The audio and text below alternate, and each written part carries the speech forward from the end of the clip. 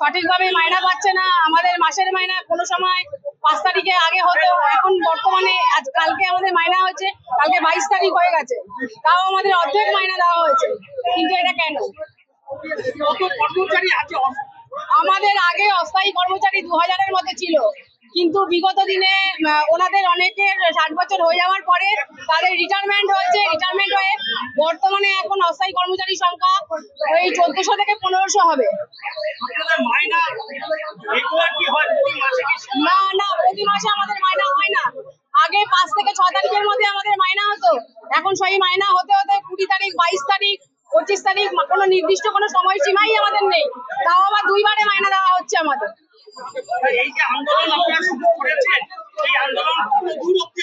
যতদূর যেতে হয় আমরা ততদূর যাবো। দাবি হচ্ছে আমরা যারা দীর্ঘদিনের কর্মচারী, আমরা এখনো পর্যন্ত অস্থায়ী হিসাবে রয়েছে, আমাদের স্থায়ীকরণ করতে হবে।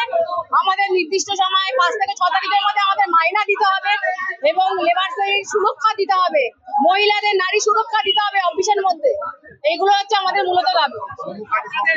আর সম কাজে সম বেতন দিতে হবে। পৌরসভা কালকে পর্যন্ত চালু ছিল, কিন্তু আজকে আমরা এই গেটে যারা দেখতে পাচ্ছেন সবাই বসে পড়েছে। আজকে কি হবে আমরা বলতে পারছি না। আমরা গেটে তালা দিয়ে দিয়েছি, কিন্তু আমরা গেটে তালা দিয়েছি অস্থায়ী ভাবে। আমাদের দাবি মানা হলে আমরা সেই তালা খুলে দেবো।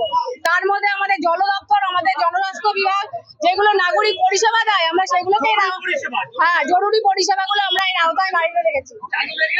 হ্যাঁ, কারণ নাগরিক পরিষেবা যাতে ব্যাহত না হয় আমাদের সেই দিকটাও দেখতে হবে।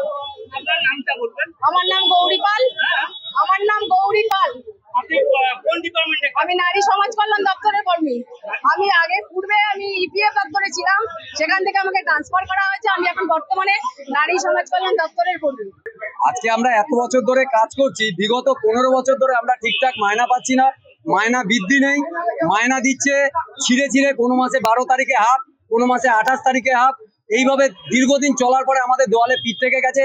বিগত 5 বছর ধরে একটা টাকা বাড়ায়নি, অথচ তারা কাউন্সিলরদের মাইনা দ্বিগুণ হয়ে গেছে, অথচ আমরা একটা টাকা পাইনি। আমাদের একটা টাকা পাইনি। আমরা দীর্ঘদিন পরিষেবার সময় বাড়াচ্ছে, চাপ বাড়াচ্ছে, সমস্ত কিছু করে যাচ্ছে। এই চেয়ারে বসে বসে তারা এসি রুমে থাকছে আর আমাদের উপর হুইপ জারি করে যাচ্ছে। কথা বলার আমাদের জায়গা দেয়নি। আজকে আমাদের বউ বাচ্চা নিয়ে রাস্তায় নামার পরিস্থিতি তৈরি করে দিয়েছে এই তৃণমূল সরকার। বিগত 15 বছর ধরে এই আমাদের যে পিএফ এর যে টাকাটা কাটে, সেই টাকাটাও এরা ঠিক মতন পেমেন্ট করেনি। যার কারণে আমরা পিএফ এর থেকে টাকা তুলতে গেলে বলছে তোমরা অফিসে যোগাযোগ করো, অফিস আগে আমাদের ক্লিয়ারেন্স দেবে, তারপর তোমাদের টাকা ছাড়বো। কেন আমরা ভুক্তভোগী হব? আজকে চেয়ারম্যান বলছে যে ফান্ডে টাকা নেই। কেন থাকবে না? আগে 3 কোটি টাকা এরা যখন আসে 3 কোটি টাকা নিয়ে এসেছে, সেই টাকাটা কি করলো? লারে লাপ্পা গাড়ি গান আর ওই ঠেলামেলা করে কাটিয়েছে, আর এই গাড়ি কিনেছে, গাড়িতে চড়া। এইটা আমরা মানবো না আর মানতে দেবো না। চেয়ারম্যানকে আগে আমাদের দাবি এখানে এসে সশরীরে জানতে হবে, সশরীরে আসতে হবে। ওই 5টা সিকিউরিটি করতে হবে না। 5টা সিকিউরিটির টাকা এই আমাদের জনগণ, যে আমাদের সাধারণ ছেলেপেলেরা রয়েছে, তাদের টাকায় সিকিউরিটি নেয়। এটা করতে দেবো না। আমি আজকে বলে দিলাম, আজকে আমাদের মেয়ে ছেলেদেরও সুরক্ষা দিতে পারে না।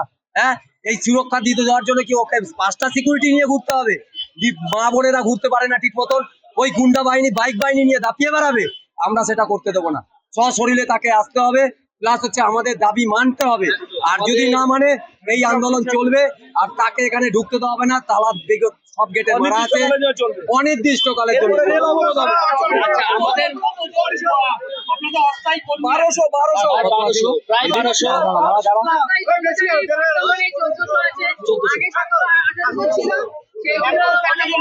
এখন আগে যখন ছিল তখন হচ্ছে 1800-র উপরে ছিল। সেইটাকে এরা কি করলো, বললো যে 60 বছর হয়ে গেছে, বাদ চাপ দিয়ে সেটা এখন 1400 নিয়ে চলে এসছে। ঠিক আছে, এটা অস্থায়ী জমি।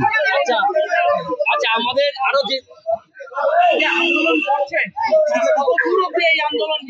এটা আমরা শেষ দেখে ছাড়বো, এটা কত দূর না আমাদের দাবি দাবা যেখানে গিয়ে শেষ হয় সেটা দেখে ছাড়বো। আপনারা এখানে কোন কোন ডিপার্টমেন্টের? আমাদের হচ্ছে গিয়ে জল দপ্তর, হসপিটাল আর অ্যাম্বুলেন্স, এটার আমরা আয়ত্তের বাইরে রেখেছি। আর বাদ বাকি সমস্ত কর্মীরা আমরা এক হয়েছি।